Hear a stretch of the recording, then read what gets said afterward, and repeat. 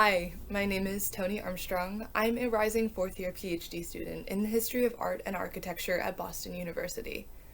This summer, I received a PhD summer internship in the humanities and worked in the archives department at the Boston Symphony Orchestra.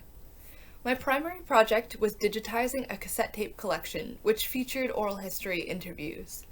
These interviews were conducted by Robert Ripley, a retired member of the Boston Symphony Orchestra in the 1990s. Ripley speaks with retired players and their family members to describe the 20th century history of the orchestra, its conductors and music directors, the lives of professional musicians, and what the music scene in Boston was like over these years. I also worked to develop a finding aid for this newly digitized collection, writing a scope and contents note, and describing the materials included in these tapes. This metadata and finding aid will be uploaded to ArchiveSpace, the BSO's online program, which will allow researchers from around the world to navigate this important collection. This project was initiated because the Boston Symphony Orchestra will be celebrating one of their most influential music directors in this coming season, Serge Koussevitzky. Koussevitzky was the music director for the Boston Symphony from 1924 to 1949, a particularly long period of time for this position. While music director, he introduced a great deal of new music, helping to build the then nascent American classical music scene. He also helped found the Tanglewood Music Center in the Berkshires, which still exists today, educating new musicians and offering concerts in the summer.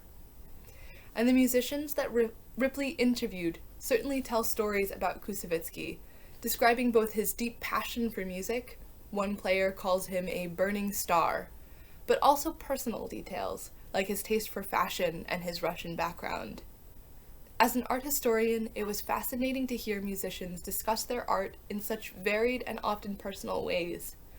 They remembered certain pieces played at specific times because of how it made them feel, or how the conductor guided that particular performance, successfully or not so much in some cases.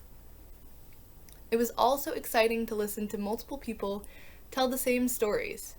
Since many of the interviewed members were part of the orchestra at the same time, they shared some experiences.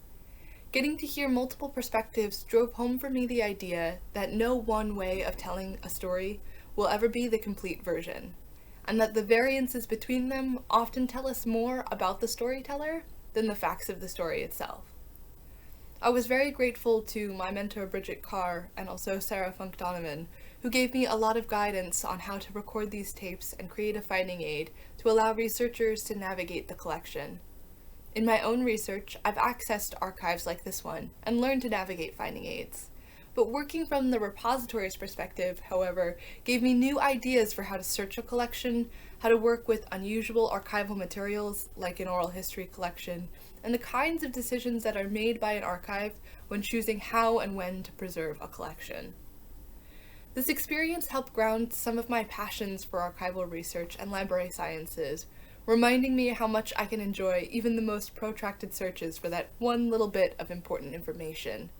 I'm very grateful to the BSO, to Bridget Carr, and Sarah Donovan for giving me the opportunity to explore this career path in libraries and archives, and to also give me transportable archival research knowledge I can apply as I continue in my path to the PhD. Many thanks also to the Sabanacci Experiential Learning Fund in the Humanities, the BU Office of the Associate Provost for Graduate Affairs, and the BU Center for the Humanities for their support for this internship.